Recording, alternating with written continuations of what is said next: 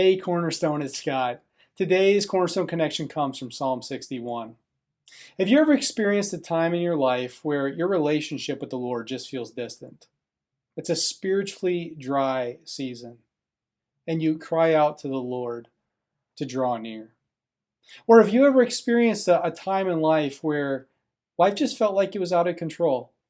You had no place you could go or person you could turn to rescue you other than the Lord, and you cry out to Him. You see, whether it's a spiritually dry season or whether it's a situation where life is just spinning out of control, our first and best response is always prayer. David does this again and again. He's a great example to us in the Psalms. He experienced those times. The very things we go through right now, David experienced. And time again, he ran to the Lord in prayer. Psalm 61 is one of those psalms. Look with me at verse 1. David says, "Hear my cry, O God, listen to my prayer. From the end of the earth I call to you when my heart is faint." Right there, he's saying, I'm at the end of the earth. My heart is faint. It's likely that David is experiencing a very spiritually dry season. He feels like the Lord is distant. And so he cries out to him, even in his faintness of heart.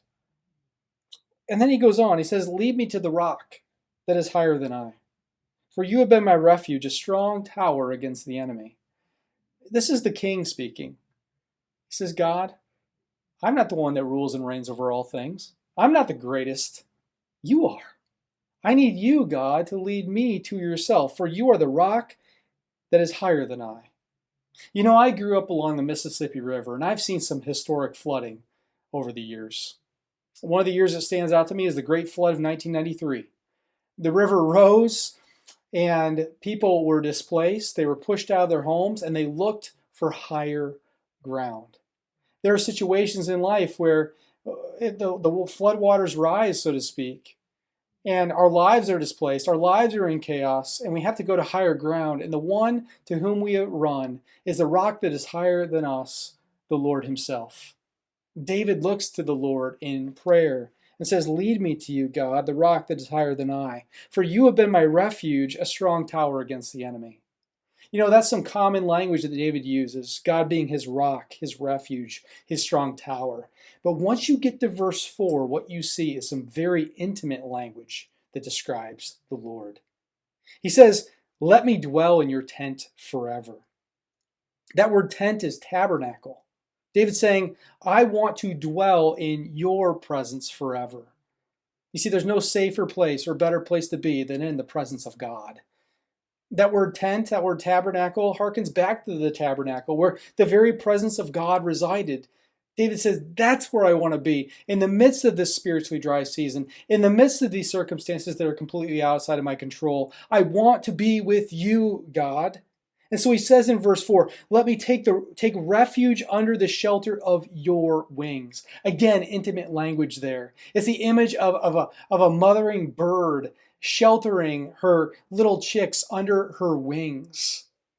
God is the one to whom we can run to, our loving Heavenly Father, who can shelter us under His all-powerful, almighty wings. And so who better to look to in the moments of need than the Lord, and go to Him in prayer? David continues, he says, "Prolong the life of the king." That's his prayer request. "Prolong my life, God. May his years endure to all generations." But then he says something very interesting in the last verse. He says, "May he, the king, be enthroned forever before God." Can David be enthroned forever before God? No. David is a mortal man. Yes, he is a king, but his kingship, his rule, his reign will have an end. You see, what we have here is a very messianic verse, a verse that points to Jesus.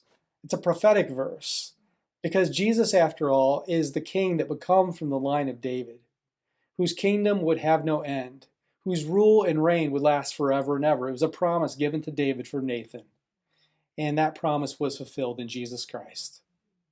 Church, Jesus is the one who came into this world, died for our sin, and rose again, victorious over our sin and victorious over death.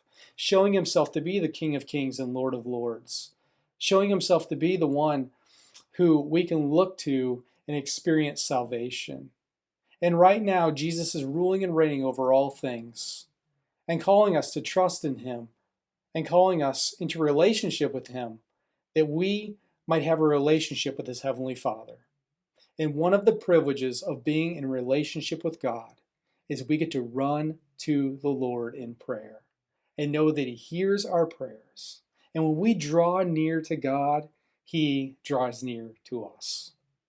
And so if you're going through a spiritually dry season right now, or if life is out of control, look to no other than the Lord himself. Run to him in prayer.